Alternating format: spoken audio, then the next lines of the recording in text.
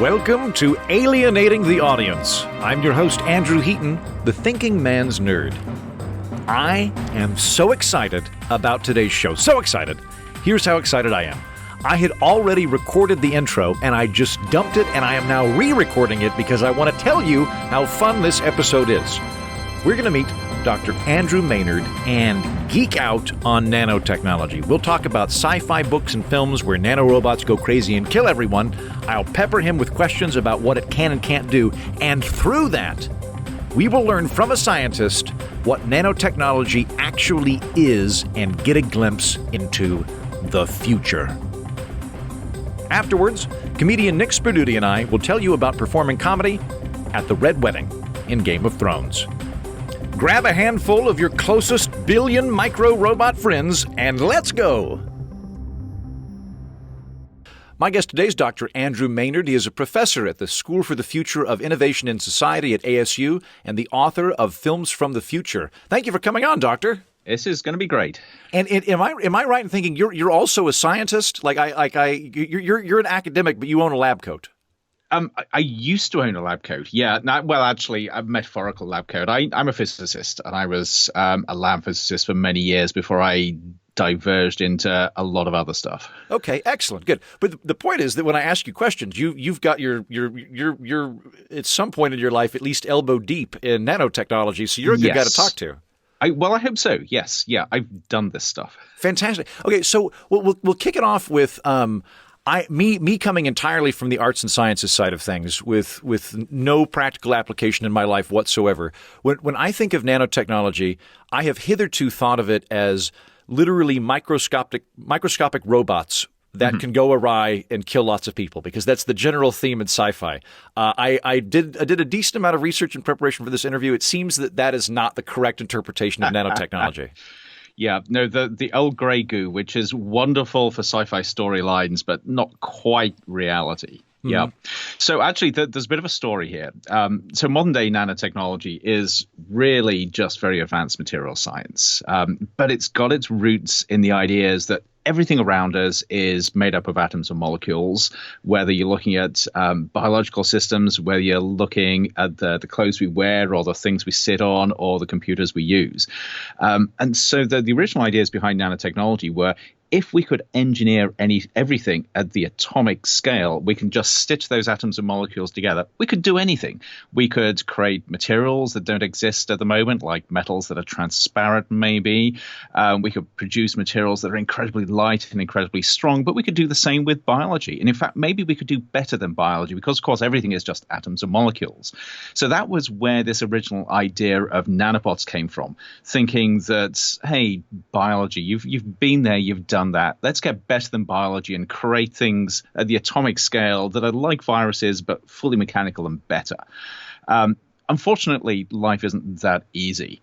So even though that was the original idea, modern day nanotechnology... That sounds very bullish 1950s rhetoric. Like back when everybody assumed we would have driving or like flying cars. That seems like very much that part of history. It is, although there are still people that strongly believe on this, and they talk about sort of atomically precise manufacturing, where you do that. But the reality is that nanotechnology these days is simply giving us the edge with materials by designing them at the atomic scale. So you can actually make much stronger, much lighter materials, much more conductive materials, better microprocessors by engineering down at that scale.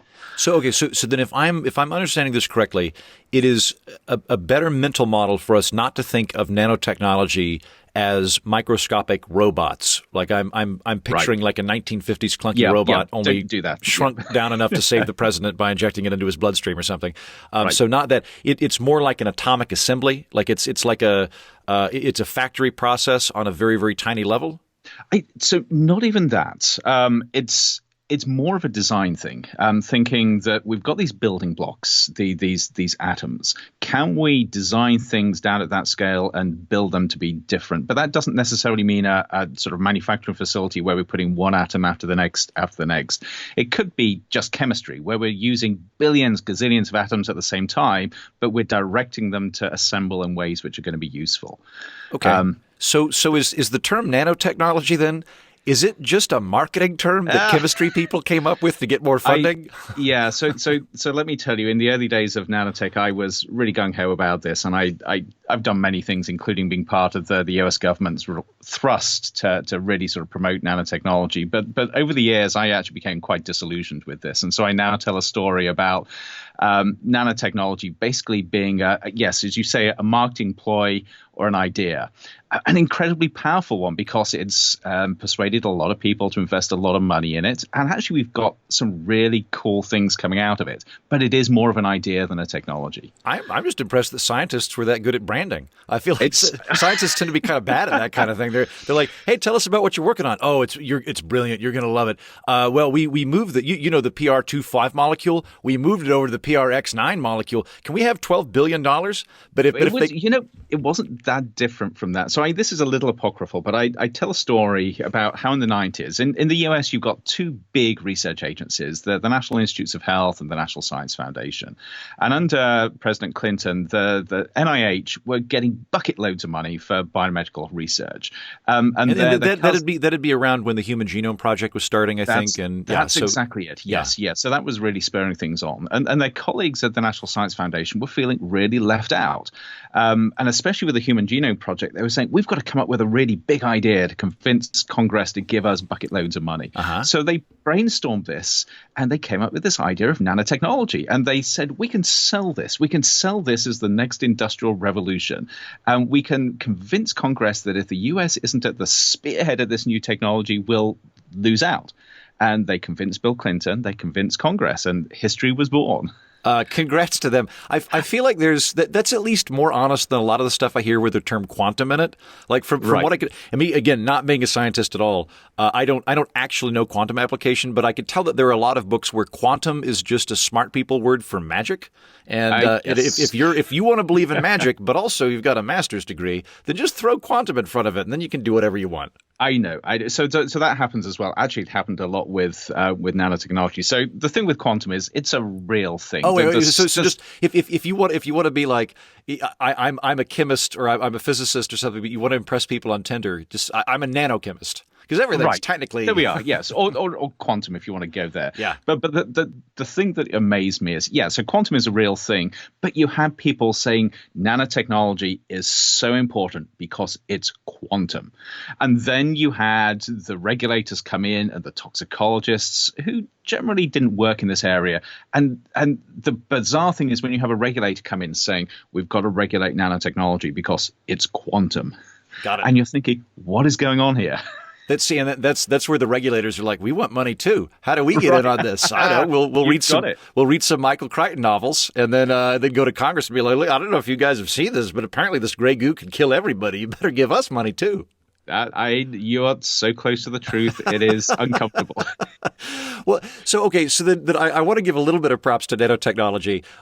Can you give some examples of technology that we would be familiar with just on a regular consumer level that have come out of that? Like I think like aerosol is some application of nanotechnology, isn't it? Yeah.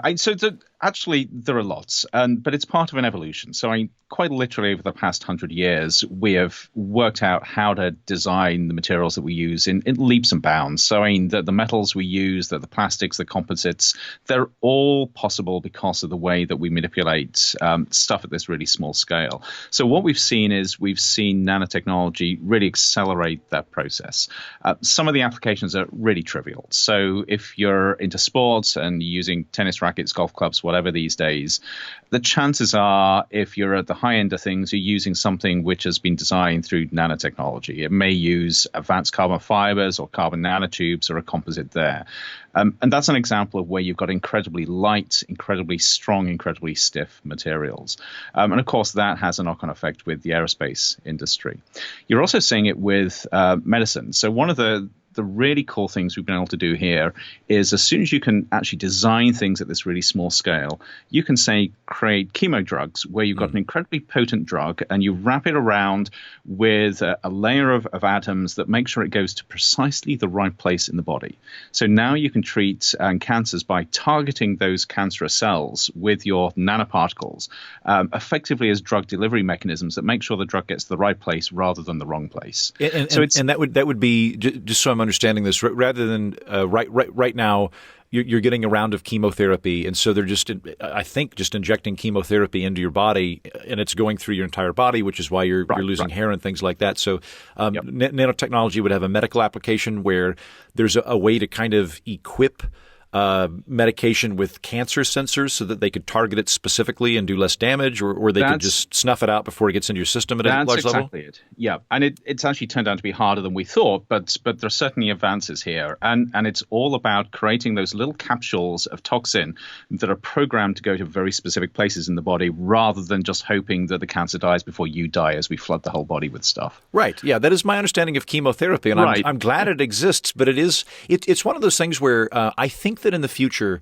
I think we will look back on a couple of current systems and be bewildered that we were doing that. So, like, again, I'm glad chemotherapy exists. It's better than the alternative, but it does appear to be pretty crude. Drinking poison to kill cancer and hoping you get the levels right.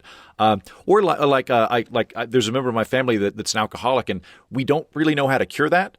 And and there's all these different things that you can try and do. And I suspect in the future they'll be like, oh, did you not know that you could just do X? And we're like, no, we had literally no idea. We went to meetings, we'd sit around drinking So I think that there's a bunch of things like that are good. We're still kind of a little dark agey in a couple of medical applications. I think that's an understatement, but we're making interesting progress there. There was one other thing I was actually going to mention with nanotech, and this both to me captures how astoundingly powerful it is, but also how mundane it is. So this is definitely not the grey goo. So you think about the computers we use, not only their processing power, but the memory capabilities. So this actually sounds old hat now, but remember hard drives? Yeah. Where before we went to solid state memory, the only way that we could get massively powerful. You're talking about the ones that had you had to plug it in and it would make a whirring noise and it had moving parts? Yes. It okay. sort of whirs around. But you could put tons and tons of data on there. The only reason that those hard drives are possible is because of a physical effect called giant magnetoresistance. And the only way you can get that is to formulate and pattern those surfaces, those data storage surfaces, using nanotechnology. And so what you had is, before we had that storage capacity, computers were limited by the amount of data you could save. And so that was a case where nanotechnology utterly revolutionized the computer industry and the devices we use. And of course, we came to solid state memory after that, but we only got solid state memory because we had those high capacity hard drives, which were enabled by nanotechnology. So it's a way that particular technology, that seems really mundane now, transformed everything in our lives that is connected to computers, the internet, the cloud, everything. Okay, so my new understanding of nanotechnology is that it's chemistry on a super applied level that has technological application. It's not gray goo. And it's not tiny robots. Yep. So I read all these stories. If you go to Singularity Hub or something like that, there's lots of really interesting thought pieces on future application of nanotechnology. And I now have no idea whether it's possible or it's sci-fi. So for example, I've read an article before saying nanotechnology would allow us to have incredibly thin solar panels so that you could, in theory, just coat the entire San Francisco bridge. And then have that power, lights in 4 different neighborhoods. We wouldn't even be able to see it. Is that something that's possible through nanotechnology, or is that going 2 or 3 steps ahead of what is really within the permit?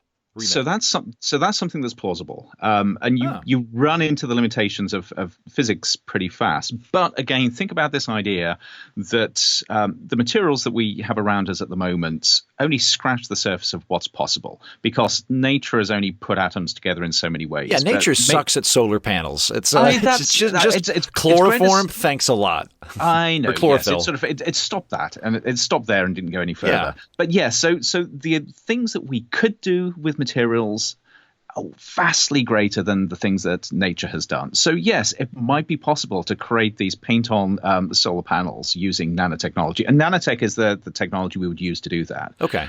We might run into some sort of physics and chemistry problems, but in principle, we should be able to do something like that. Okay. And then, it does seem like, based on everything you're saying, that just having a thin layer of conductivity is something well within the possible of doing it. So you could I read an article a couple of years ago. I thought this was really fascinating. That so you're in Arizona. You're not dealing with this now, but in states that have cold winters, there's a tremendous amount of health risk from slipping on sidewalks, and a tremendous amount of just labor, time, and money that go into keeping the sidewalks clear, putting salt on it, et cetera, et cetera. I saw there was a company that was trying to sort of build in enough conductive material into cement blocks that they could just flip a switch and all the sidewalks would be, like 2 degrees above freezing, but it would be enough that they would basically stay non-slick all the time. Yep. So entirely possible. Of course, the downsides of that are that even if you just raise the temperature by a couple of degrees, that's still a lot of energy. But actually, okay, so another story, and I know this is possible because we used to live in Michigan, so we used to have cold winters. Right, yeah. And our neighbor actually had heated driveways and heated sidewalks. Cool.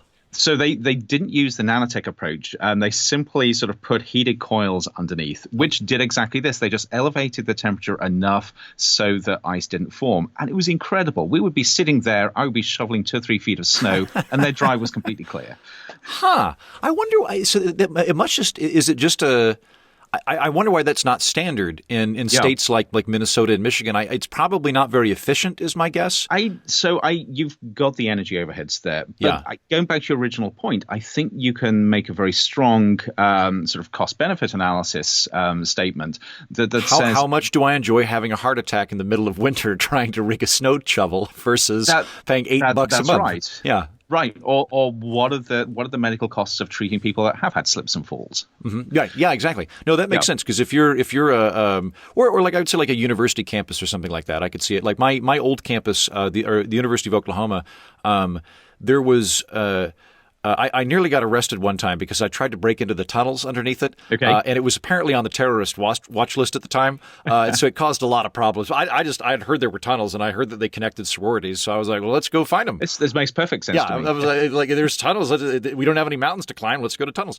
But the tunnels were there and they were primarily, I think now they've got a lot of coaxial cables in them. But at the time, it was also where all of the heating pipes were, and as a result, there were tracks of sidewalk that never really froze over, just because there was a radiant heat source all of the time. Right. And if I could have got to it, I would have had unfettered access to everywhere. I would have become the Phantom of the Opera of the University of Oklahoma, which I might still well do. There we are. Yes. Next career. So then another thing, like what about say infrastructure, where bridges do maintain upkeep. We want to know if a bridge is developing a hairline fissure, it would be better to know now than later.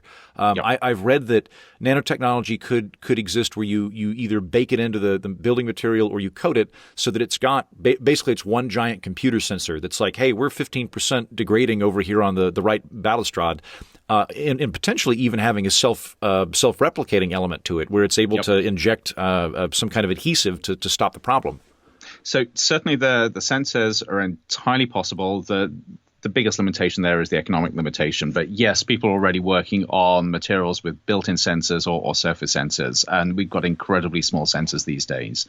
The self-healing stuff, a lot of people are working on that. So yes, that is possible as well, though that's a little trickier. Okay. We can do relatively simple self-healing stuff, and people have even been working with this on concrete. But to get it so you end up with a rapid but very strong bond is quite complex. Okay. Doesn't mean it's impossible, though.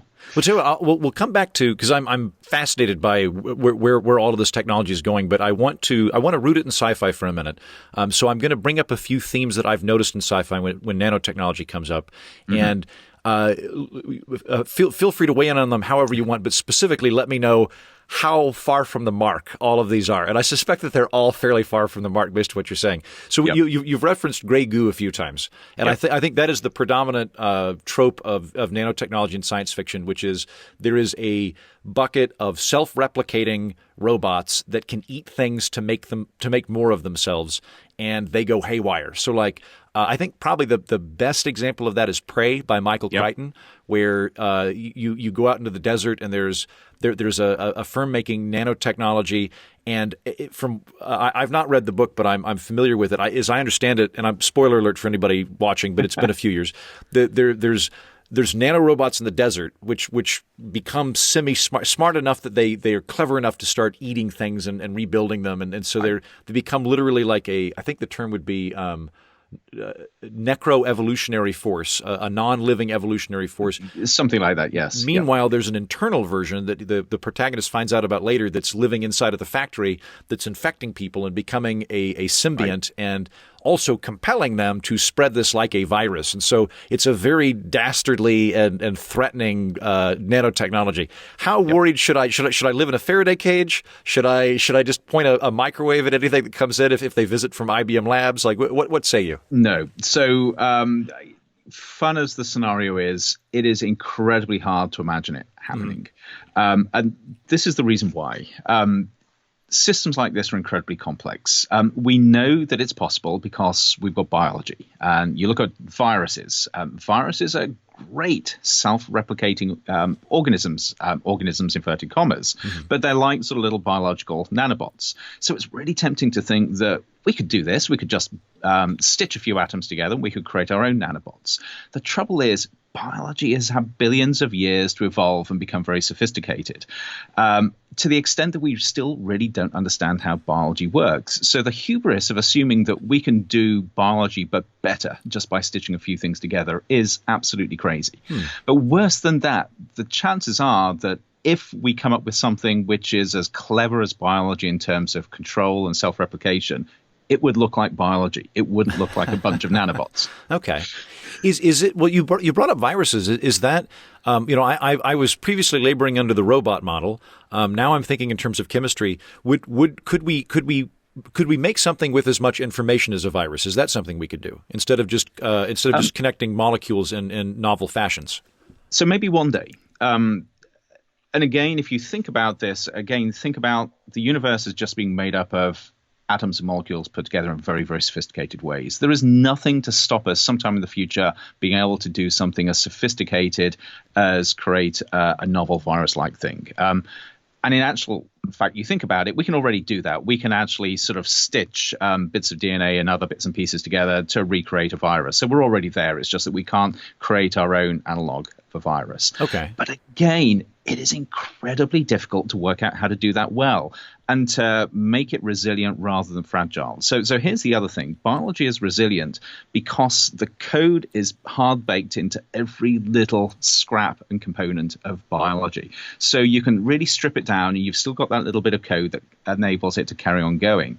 The way we build things as humans is we don't do the same. We don't create that resilience in every little scrap of things that we make. So you take the computer that I'm sort of have in front of me, if I break it into a gazillion pieces, I can't recreate it from each of those gazillion pieces. We can do that with biology. So that's where things fall apart. Okay. All right. So I think my favorite example of nanotechnology in science fiction, there's an Outer Limits episode. There was a great spurt of Outer Limits in the 90s, incidentally, that was kind of picking up the slack for the Twilight Zone when it dropped away. And the episode of it, I can't remember. Let me see if I have this in my notes. I don't think I wrote down that one, but in any event, the episode is predicated on the idea that there are two scientists. Their father died from Huntington's disease, which is a hereditary disease that you have a 50-50 chance of getting if one of your parents has Huntington. And so scientist A doesn't want to know and is just being a good old scientist. Scientist B finds out he does have Huntington's disease, and he develops a biological nanotechnology to come in and blast it out of his body.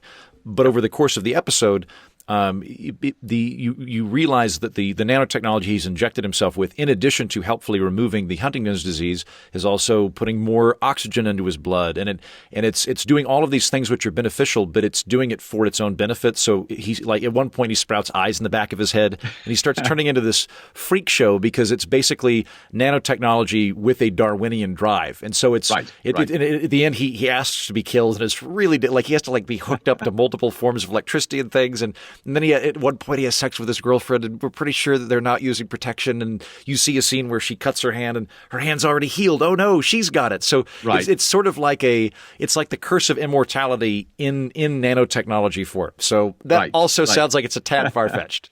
Just a little bit far-fetched. Okay. Yes. And again, it comes back to this point. So I should still use protection, but I don't need to be worried about immortality conveyed through nanotechnology. There are other scientists. things you need to be worried about. Got it. Yes. Okay. I mean, I would be far more worried about the biological analogs rather than the man-made or human-made.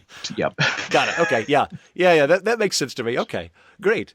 And then, I'll tell you the one that then would appear to be the best example of a trope in science fiction than of nanotechnology, because the two that we've kind of mentioned are the predatory version and the all of them seem to be this goes awry. We have a great the sci-fi take on nanotechnology is we have this amazing powerful technology and our hubris leads us to assume it will always do what we want and it goes off the hinges and absolutely wrecks stuff. You introduced me to a film that I really enjoyed called The Man in the White Coat. Is it the Man in the White Coat? Man in the White Suit. The Man in the White Suit. Thank you. And it's a young Alec Guinness, a phenomenon I didn't think could exist, but it is in fact a young Alec Guinness, and it's actually walk me through it and why you felt it was relevant to nanotechnology. Sure. Yeah. So this is a movie that goes all the way back to 1951. Mm-hmm. And it's a movie about this. It is by far the most entertaining film I've ever seen about the textile industry. They actually pull it off. Yeah. Who knew that there was even a movie about the textile industry? But it's about this brilliant chemist, and this is at a time when polymer chemistry, creating plastics and artificial textiles was all the thing. Brilliant chemist who has this idea that he can create the perfect textile, something that never stains and never breaks. And he could have had a brilliant career in academia, but he decided that they just weren't focused on real applications. So he started working in the textile industry, and it's the story about his myopic drive and journey to create this textile. Of course, what he doesn't realize, and I'm going to give a little bit away here, is that even though he thought that this stain-resistant, super strong material was going to be the savior of mankind, because as a scientist, he couldn't believe that anybody would want to buy more than one set of clothes, he suddenly realized that this is a really bad idea for everybody else that's going to lose their business, lose their jobs and everything. So it's a great morality tale. But what I love about it is, okay, it's about polymers, but there's again an analogy there to nanotechnology, because you're stringing together clumps of atoms to do stuff.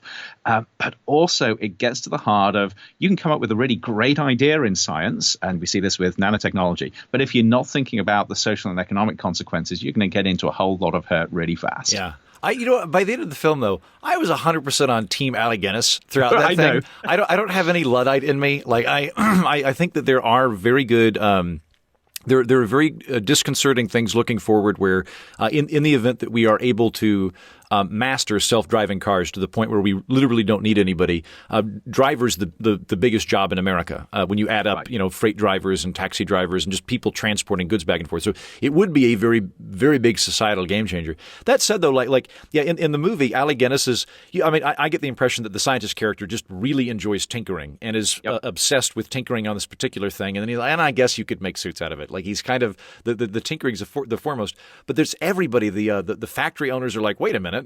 We would make this one indestructible suit and then we would be done. And the laborers all thinking the same thing. But I'm watching this going, but isn't that what happened with like plastic bags? We went from like having burlap that was just breeding bacteria and would like rot and fall apart to plastic bags that cost virtually nothing and don't like. I was like, this has already happened several times. We're always better for it.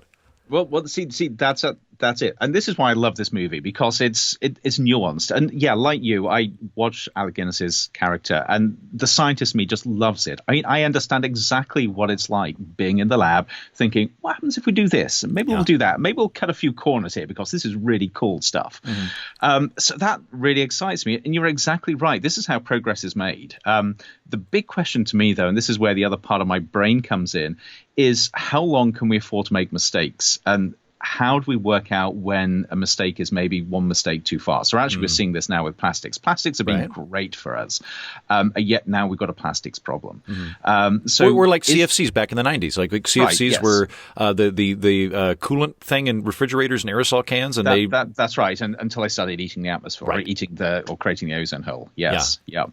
But So we've got this long history of coming up with really cool inventions. We solve one problem, we create the next one, and then the next technology solves that problem and creates its own, which is good because everything seems to get better, at least for some people, maybe not for all. Yeah. But how long can this go on? Can it go on ad infinitum, or are we going to come up with a technology that is so disruptive that we just can't pick ourselves up afterwards? And if that's the case, is there a different way of doing innovation? Yep, possible. I mean, the idea, like a lot of the conversations predicated around the singularity in some form or another is the notion that we'd be able to develop technology that would further itself without us, and then it would just pick up such an exponential pace. So I have a firmer grasp of economics than I do of material science, and I can tell you, everyone across the world always looks at an automation story and goes, well, of course you could automate that brainless job. It's just, that guy's just crunching numbers, or it'll live. You could never do my job though. Cut to, 6 weeks later, that guy's job has been automated. And I'm not immune to this. So I do comedy and podcasting. Comedy has a very formulaic element to it. There is a lot of chart variable phenomenon. You could easily develop an algorithm that at least spit out jokes, and then you could have a human being, like if you were late night. There will come a point where there's late night writing that has a computer on it, where the late show, they go, today. A reporter got hit in the head by a fish at a storm. Let's have some fish jokes, and it'll crank out 50 fish jokes, and you could just have a comedy writer go, that one's funny, that one's funny, that one's funny. The other thing that'll happen in podcasting here in the next few years is I think that they're going to develop technology that you speak 20,000 words of a script, and then it completely captured your voice, and now you can just upload documents to it. So basically, there will come a point in the next 10 years where literally everyone in America can have a podcast and not own a microphone. And like anybody that currently writes a blog or an article or a column will become a podcaster. So I'm going to get inundated with competition.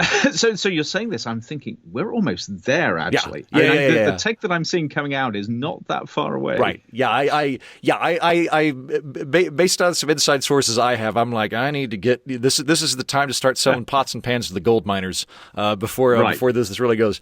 But yeah, I think there could be a really disruptive phenomenon to it, and I thought the film was great for that because it did seem to actually have a more of a connection to legitimate nanotechnology and material changes and societal effects than the bucket of gray goo.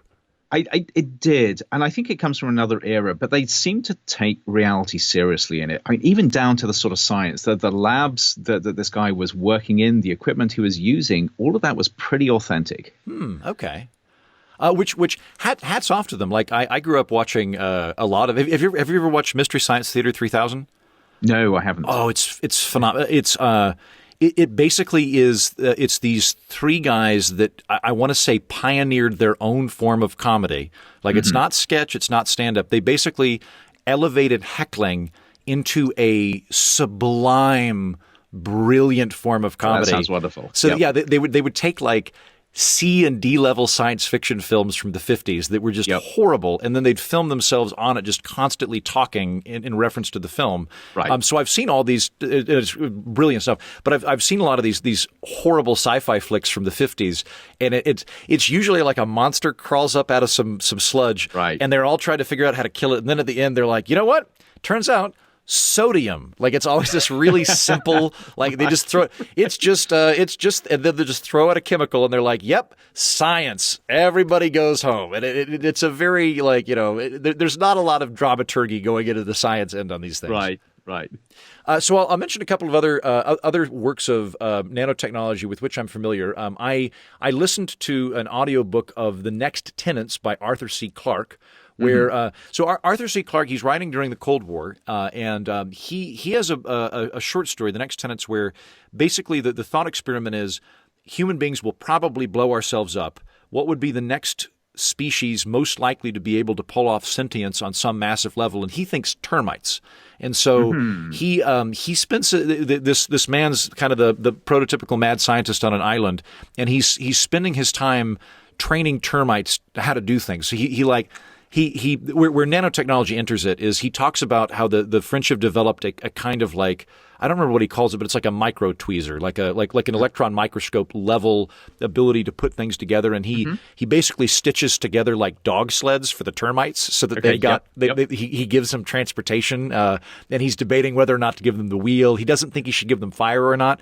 But basically, he's using nanotechnology as a way to facilitate the sort of societal development of the termites. And his idea is that once human beings are obliterated, they'll at least have the building blocks to build up some kind of new intelligent species. Fascinating. And such a godlike complex as well, by the sounds of it. Yeah. So the funny thing going through there is, there is a definite strand of nanotechnology, which is all about making the things that we used to, that we use every day, miniaturized. So yes, what you're describing is exactly what some of the earlier nanotechnologists were thinking about. Sort of maybe we can create sort of cogs and wheels and all that sort of stuff and stitch it together and make, and this is where the nanobots stuff comes from. Okay. We'll just take human-sized robots and make them small. Right. And give them little nano cars and nano wheels and nano houses and whatever. so actually, it's a crazy idea because things actually don't work the same down at that sort of scale. But this is what's been going through people's heads for the last 20 or 30 years. So yeah, Arthur C. Clarke was pretty much on the ball there in terms of where that early thinking went. Great. Okay, so he was at least good insight into where everybody's heads were when he wrote that in like 1965 or whatever. Okay, great. What about like I want to say a beneficial anti-military application? And what I mean by that is there's a Polish author named Stanislav Lev who wrote a couple of books. He wrote I don't remember the title of either of them, but the name is Stanislav Lev, and he has they're both very much Cold War books, and they're, from what I can tell, kind of reeling from we're all going to die Cold War hysteria. And in one of the books, the premise is that the Soviet and Western blocs have agreed to a non-proliferation treaty on Earth, and as a result, they've set up these massive armament factories on the moon. And they're just stockpiling weapons on the moon that will eventually kill everyone on Earth. But there's at least a rule that they won't build nuclear weapons on Earth. And all of a sudden, this munitions factory quits working on the moon, so the protagonist goes up, and he discovers that in this arms race, the Soviet scientists or the American scientists had developed nanorobots to be able to assemble weapons on a very rapid and small level, just kind of buckets of factories. But that these have, because they're weaponized, they've realized that they need to knock out the other robots. So they've basically gone through and neutralized everything on the moon, so that the moon is now defunct. It has not evil or like anti-human nanotechnology. It just has nanotechnology designed to make things inert. And it gets to Earth, and that's exactly what happens. Is take stuff out. Yeah, the book concludes where basically you get the impression that mankind is about to be like just naked, because the nanobots won't attack anything organic. They're neutral to that, but they will attack anything that's technologically complex. And so just everything is degrading constantly, and we're all just standing around holding sticks in the woods. I love this idea, and I'm not sure how plausible it is, but certainly, and if you think about it in terms of the morality tale around technology and how we use it and the unintended consequences, but also maybe the silver lining there as well. I love this idea of something that actually strips the technology away from us. Yeah. Yes. Yep. It was at least it was an interesting spin on the nanotechnology in science fiction, because rather than being this gets away from us and kills everybody, it's this gets away from us and basically forces us to be kind of antediluvian Adam and Eve again. It liberates us, depending on what you consider liberation to be, but it allows us to be human again. Yeah. You could call it like the Amish virus. Like it just forces everyone on the planet to go back to 1850. So you realize you can have listeners thinking, that's a really good idea. Next thing you'll know. You know what? Actually, this is just a complete side note. There's another project that I'm starting to put together, unrelated to the podcasts that I do, that involves looking at intentional communities. One of the ones I really want to go to is in, I think it's like Greensboro, West Virginia. There's a town, or I should say there's a county in America next to the National Radio Telescope. And because like a snowflake hitting the ground is like 1,000 times stronger or 1,000,000 times stronger than the radio waves they're looking at, no one in this county can have a cell phone. or Wi-Fi. So if you go there, even though you can sit down at a computer terminal and have access to anything you and I would have access to, you don't have that on your person. So like on the street, everybody's living in 1990, and I am fascinated. I really want to go hang out with them and be like, are you all happier than us? I suspect you're happier than us. That you don't have a you don't have a square piece of glass that brings you sadness that you carry around with you throughout your day. Okay, so then I want to jump back to kind of the application of nanotechnology. We talked about some of the infrastructure elements of it that could happen in the future with, we talked about solar panels and that kind of thing. What would be some of the bigger picture, kind of economic game changers that might come through nanotechnology? I mean, it could well be, I would imagine, fuel through solar panels and things like that. Sure. Or is it just so far over the curve that it's difficult for us to predict? It is really difficult to predict, but that's never stopped people trying to predict in the past. Right. So if you think about the really big challenges we face as a species, climate change is clearly one of them, and climate change coming back to energy, where we get it from, where we use it. There are multiple ways that people are looking at how you can use nanotechnology to radically change things there, all the way from solar power is the obvious one, but the way we transmit electricity, the way we store electricity in batteries, and even larger systems. Again, because all of these come down to materials and how we can actually create brand new materials that do different things. Nanotechnology is potentially a game changer there. So that's the climate type stuff. Well, that would be big, because I know with solar technology and with wind technology, a big part of the reason that it's not it's really not applicable on a widespread level. We couldn't just switch over. Is that, say, like with wind, wind tends to pick up at night. Which is not when you need electricity, so you need a place to store it. But it would require under current technology, the batteries necessary to make it sustainable would just be massive and economically counterproductive. So it just doesn't make any sense. But if you could just, I don't know how you'd coat the bottom of a pool with battery stuff and then turn the pool into I have no idea. I defer to you, science. There are really innovative ways forward here. But here's the trick. It's not just about materials. It's about imagination and creativity. So actually, you're exactly on the ball there in terms of thinking about, well, how would you use a swimming pool? So if you can combine new materials that allow us to do things that we've never been able to do before with the imagination that dictates how we use them in innovative ways, that's where you see the game changes. But you've got to have those two things together, and a couple of other things as well, including sort of whether it's going to be socially viable and economically viable. But as soon as you've got this ability to redesign materials, and again, this idea of moving away from what nature's giving us with materials and creating brand new materials. So say we end up with a material that allows us to make a battery which is has 100 times the capacity of what's in your cell phone, but it's smaller than in your cell phone. Actually, I don't think we can do that because of the physics, but we can go down that path. That then becomes a game changer if you've got the smarts to work out how you can use that technology. But I can also see a situation where even if you didn't have a battery that powerful, let's say you had a safe conductive material that was cheap, like a paint. Or a varnish that, it costs like $10 a bucket or something. If you coated every flat surface in your apartment with that, and then you were able to connect it to safely connect it to an electricity source, then you could just set your cell phone anywhere you want, and have some method by which it would appear to be constantly charged, because it would never be more than 10 feet away from the thing. That's exactly it. Yes. I mean, the interior decor may be a little boring, sort of beautiful gray or something. But yes. But you can begin to sort of think in this way. And it all comes down to being able to create those new materials. But so that's the environmental stuff, the energy stuff. You think about healthcare. Huge challenges, whether you're looking at tackling diseases that we have no way of tackling at the moment, whether you're looking at diseases across the world in impoverished areas, or whether you're looking at the ridiculousness of the healthcare costs in the US.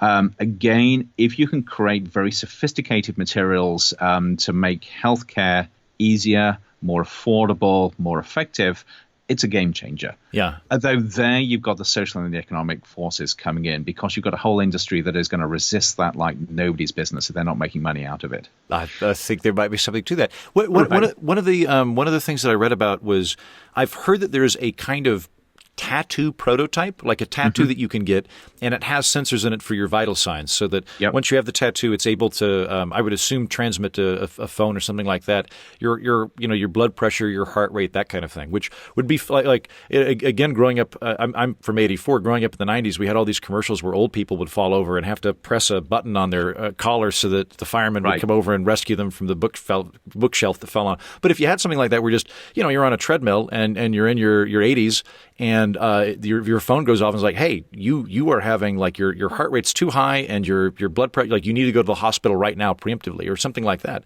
If you could have like if you had technology that could preemptively let someone know they're at risk for a stroke, the amount of good stuff that would happen as a result of that and damage that would be mitigated would be fantastic. Right.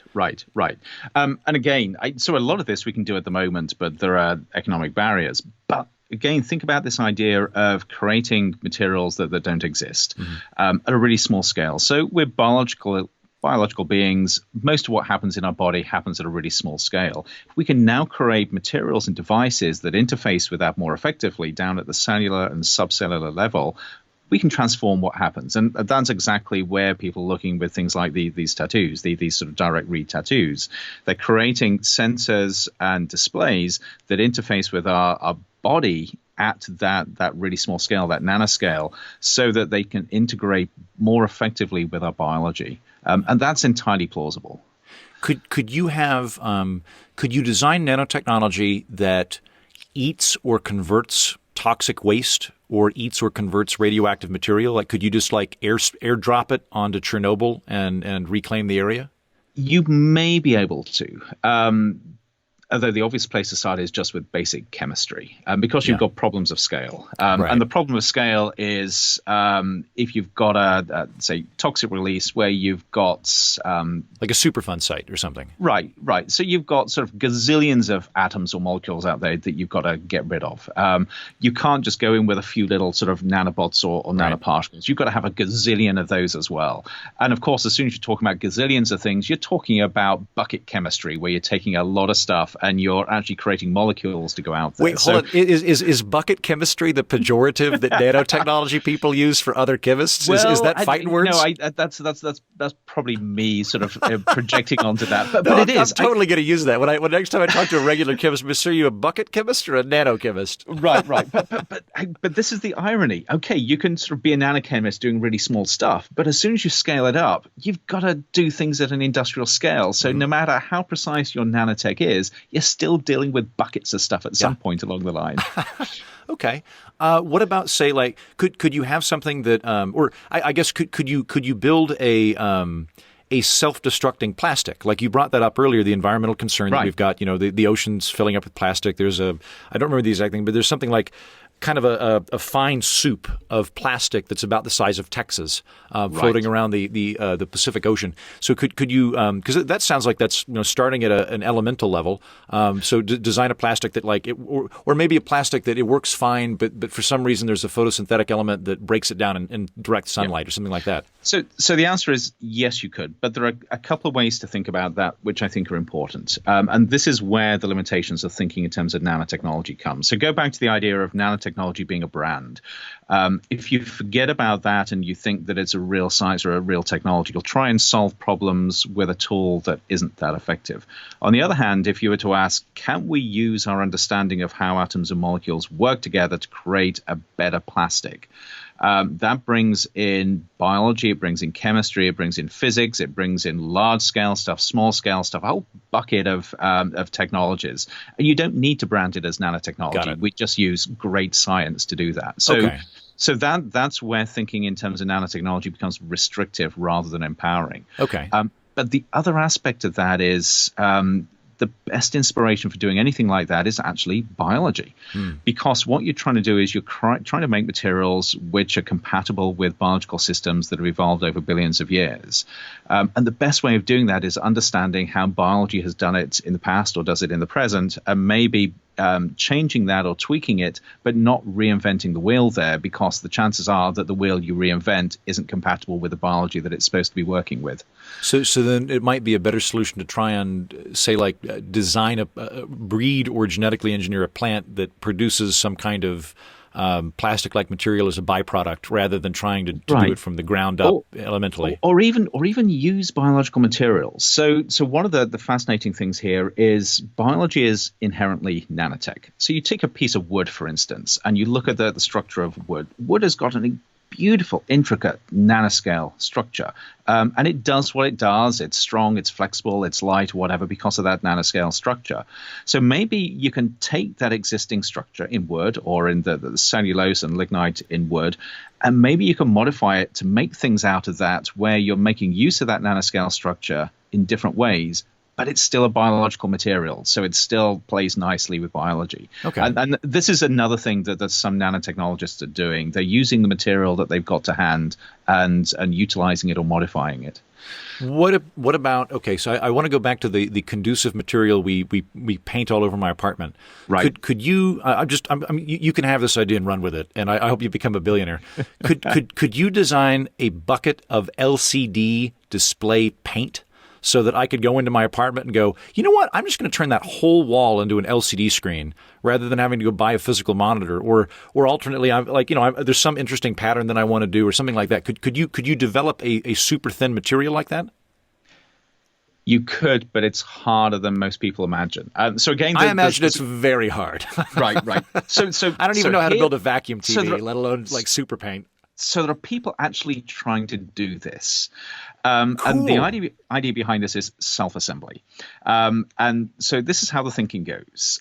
You can't just take a bucket of grunge and shove it on your wall, because it'll be grunge on your wall. It's got to separate out into all those little electronic components, right. the LCDs, the conductors, the capacitors, the resistors, whatever.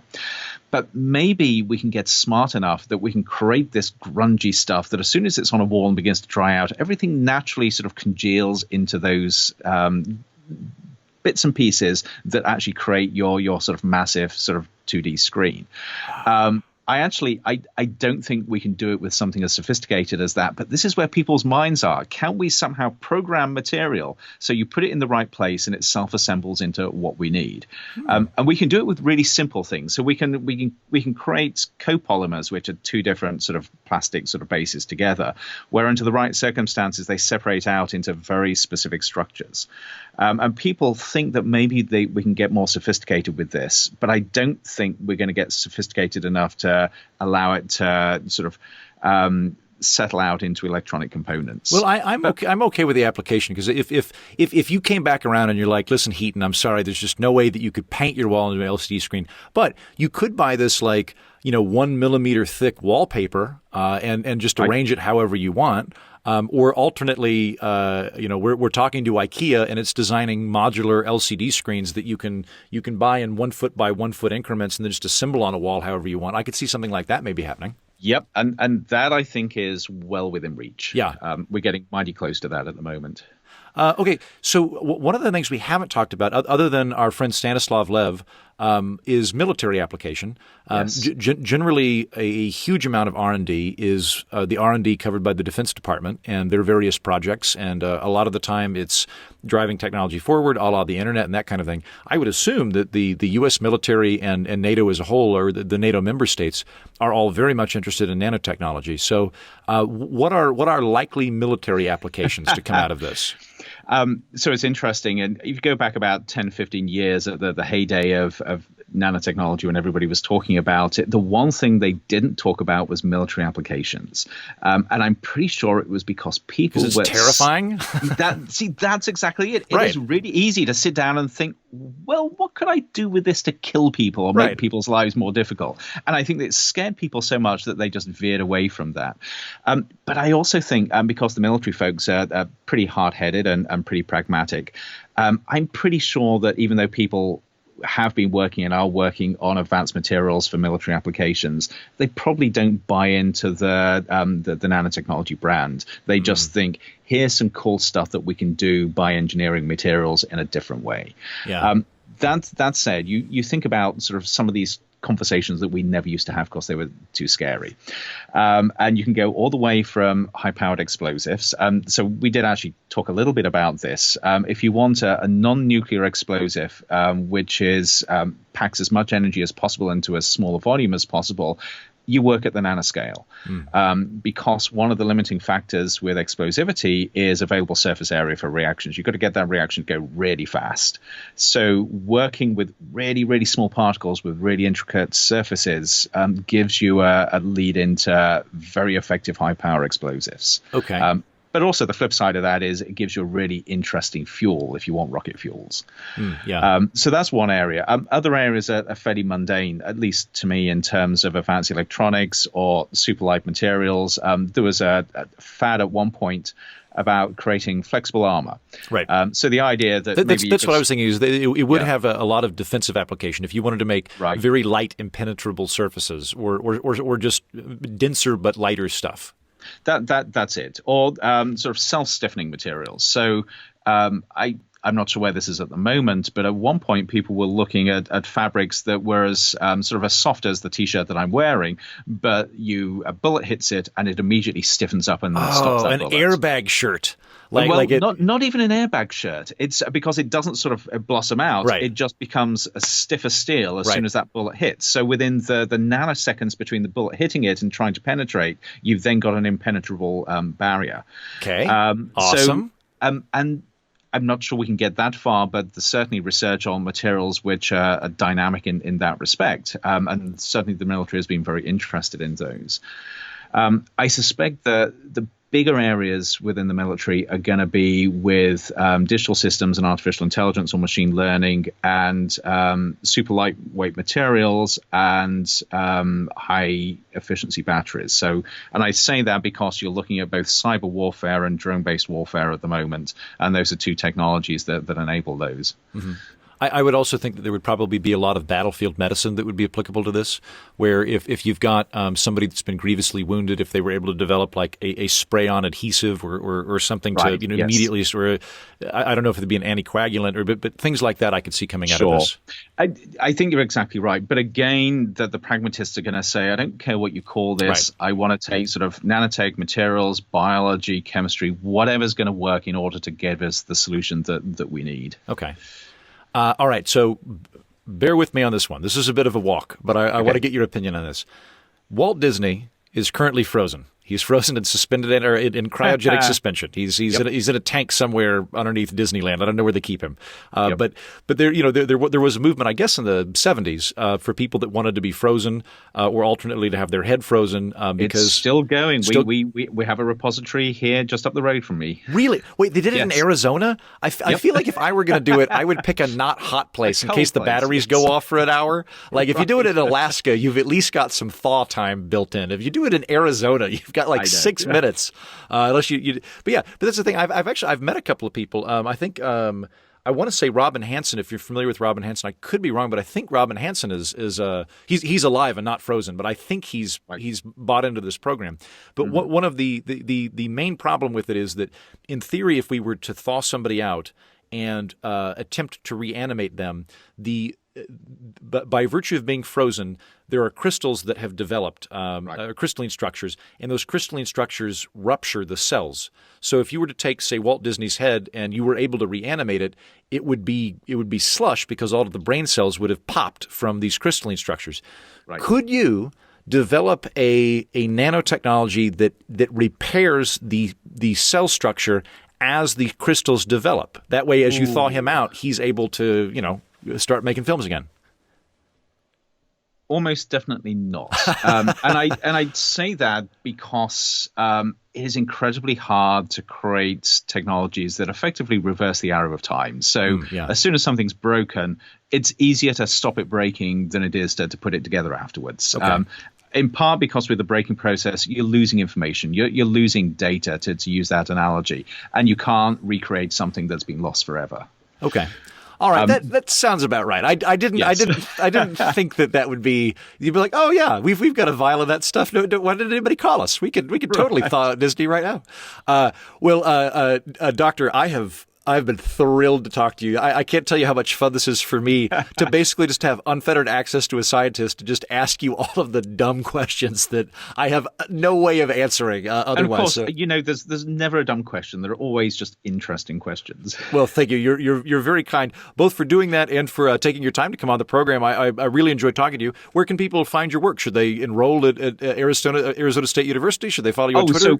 Absolutely. Sort of enroll at Arizona State University. Okay. Twitter, please follow at 2020 Science. That's 2020 Science. Of course, check out the books. You've got Films from the Future, a new one coming, which is Future Rising. Great. And otherwise, I'm embarrassed to say this, but my personal website is therealandrewmaynard.com. Great. And it's, I assume it's a GeoCities website. You've got it from 1998. Actually, no. So this is a recent one. My actual website is 2020science.org, but it is so old in the tooth that I decided I needed something new. So in a fit of irony, I did the real Andrew Maynard. Nice, wonderful. Well, thank you, Doctor, and please come back on to we'll do a show on your new book. I would love that. This has been a blast. Oh, hello there, Heaton here. Hey, listen, if you enjoy this show, do me a favor, rate it on iTunes or a platform of your choice. If you don't use the internet and somehow listen to this show psychically, shout about it really loud. And if you've already done all of those things, why not tweet your favorite part of today's program? That'll help other people find it, and it'll feel good for me. My handle is @MightyHeaton. Thank you.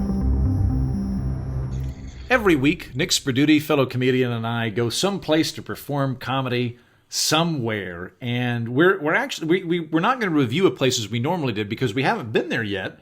We're planning to go, however, to Westeros, maybe. Now, a couple of people have emailed us saying they'd like to know how we make these decisions and how we decide where we were going to go. So we thought it would be fun this time around to kind of give you an inside look at when we're organizing and coordinating a gig. So we actually have the entertainment coordinator for where we're going in Westeros, and she's agreed to come on.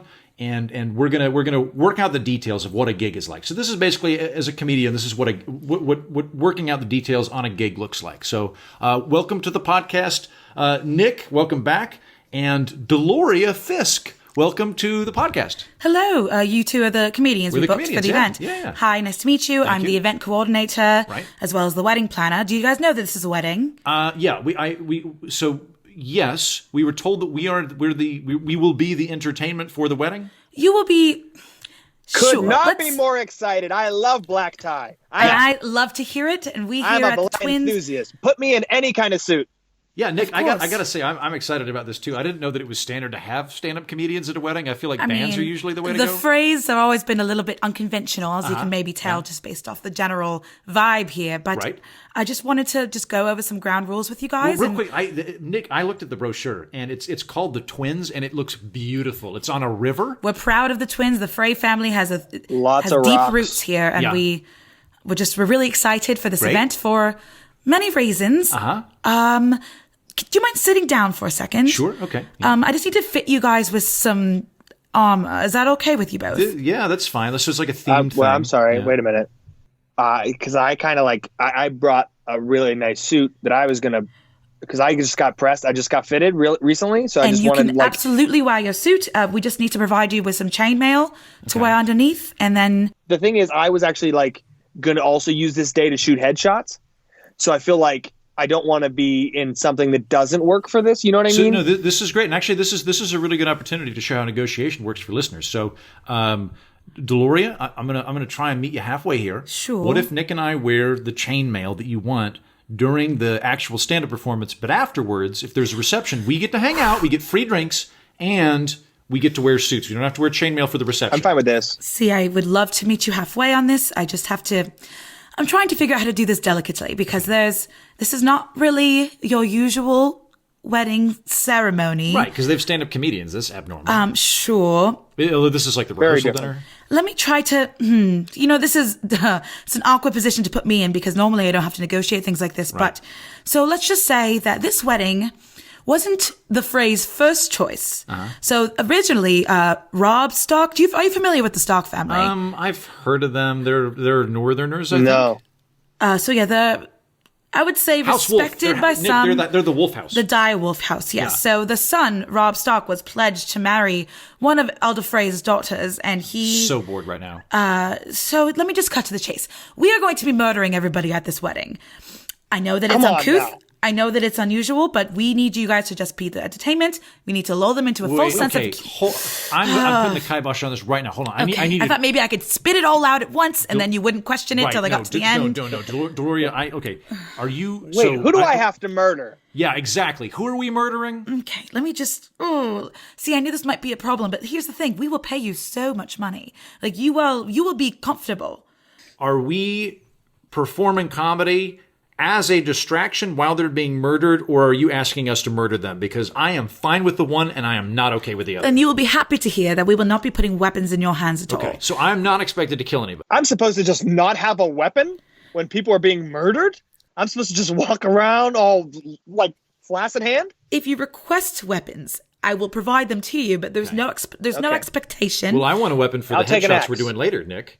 If we do like a Me too, reception or yeah, something yeah. Are you afterwards. curious at all about the nature of the murders, or like you seem to be almost on board, but like not really? Well, okay, so let me just explain to you a little bit about what's going on. Okay, yeah. So basically, Rob was going to marry one of the Frey daughters, Right. didn't do it, married some other person instead. yeah. We're all a little bit upset about it here, the twins. Oh, that's nice. Oh, no. I know. Well, see, here's the thing. It's if you make a promise, you've got to keep your promise. I mean, everybody agrees on that. Yeah. Sure. And Okay. so there's been some Yep. talk here that like there's this thing called guest right. People keep saying you can't murder your guests, you can't feed your guests and then murder them after. Right.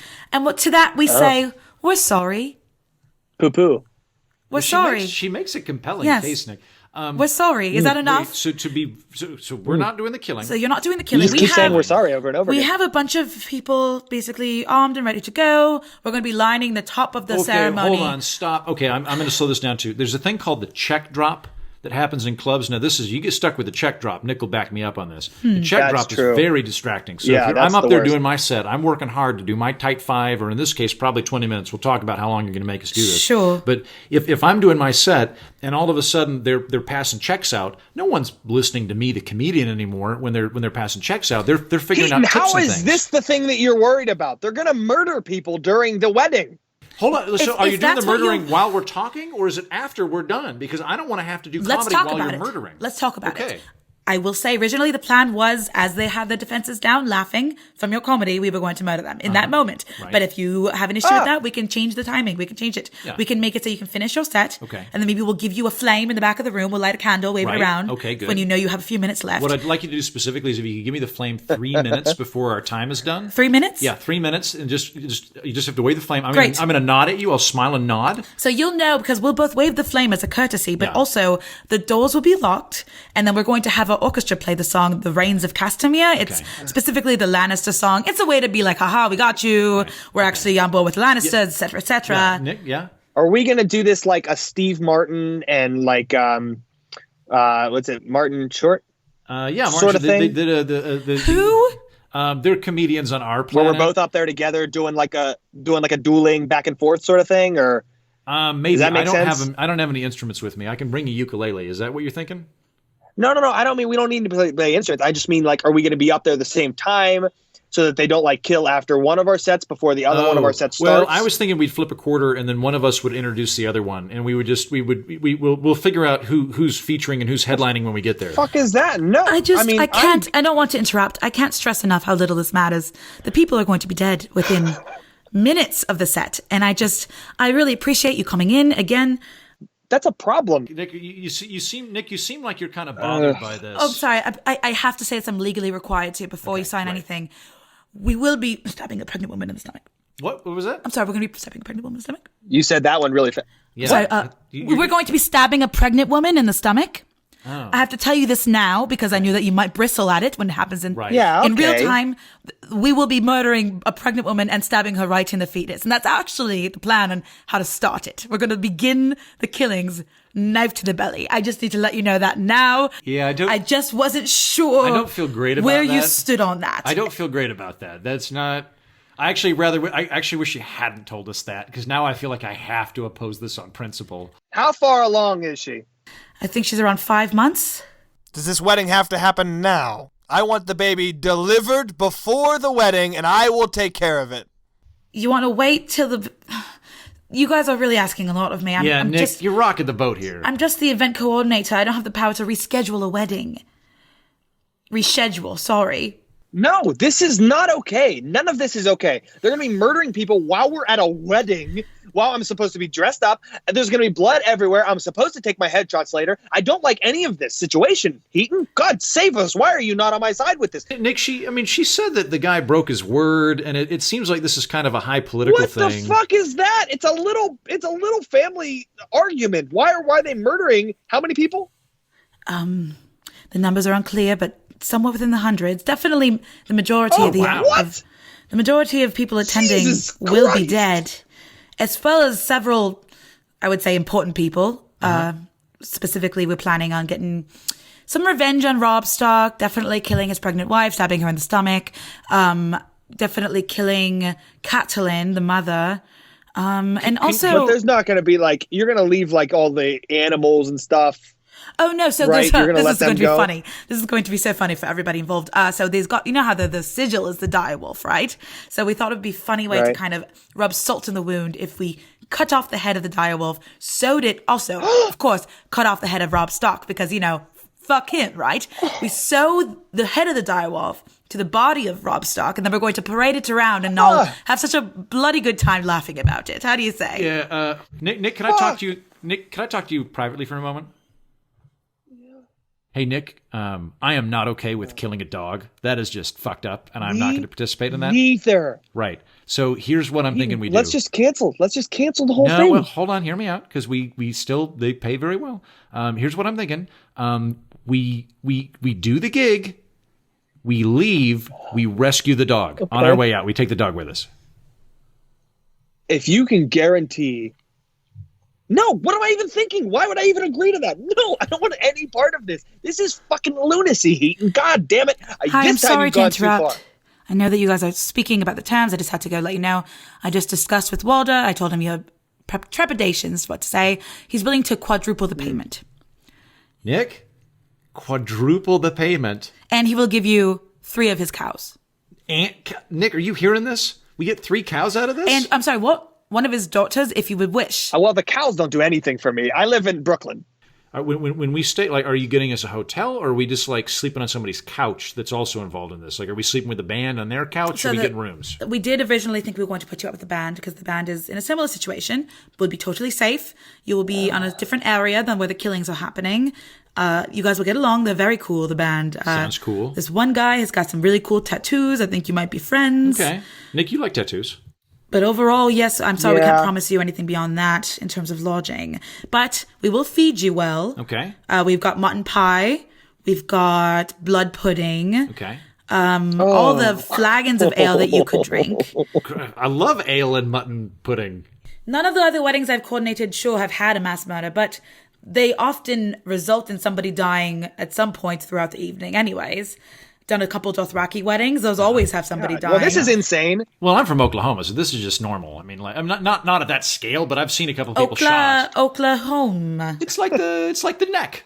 It's all right. like the I neck. understand. Yeah, occasionally you have a shootout, and you just deal with it. Sure. And that's standard stuff. So, okay. Yeah. You know what? We got to get down to brass tacks here. Okay. This is the end of our negotiation because I am a very busy woman and I don't think I have much time to negotiate further. Yeah. We will pay you quadruple the rate we had originally agreed on. 3 to 4 cows, possible wives if you'd like to take it. Okay. You will not be required to do any killing. However, we will provide you with weapons if you need weapons. So we're both in relationships. We can't take the wives, but we would like dates.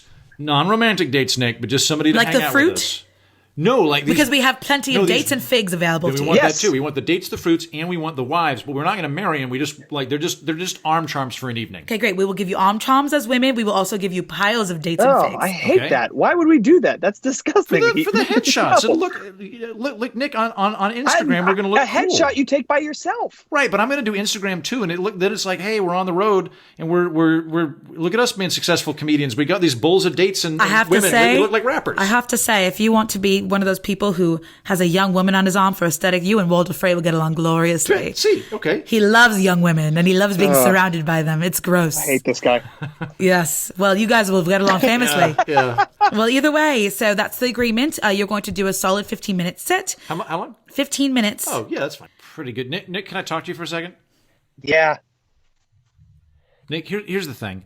I don't feel great about this, but I think we have to ask ourselves, Nick, who are we to tell these people what they can do in their culture? Isn't it kind of imperialist of us if we don't participate? I think the way for us to be non-imperialists is for us to just take the money, do our jobs, rescue that wolf, and then get the fuck out. Otherwise, I feel like we're being very judgmental about another nationality, and I know you wouldn't be okay with that.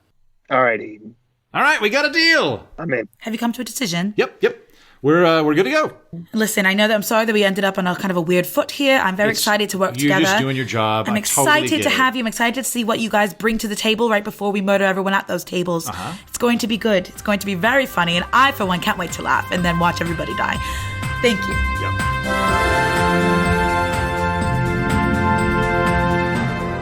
That's the show. Thanks for listening. Thank you, Dr. Andrew Maynard, for explaining nanotechnology to us. Thank you, Chloe Efron, dear friend and funny person, for a special guest performance in our intergalactic vagabonding. And thanks, Nick Sprudity, for helping me entertain a room full of pre-murdered Westerosi wedding crashers. We'll see you next week. Until then, tally-ho!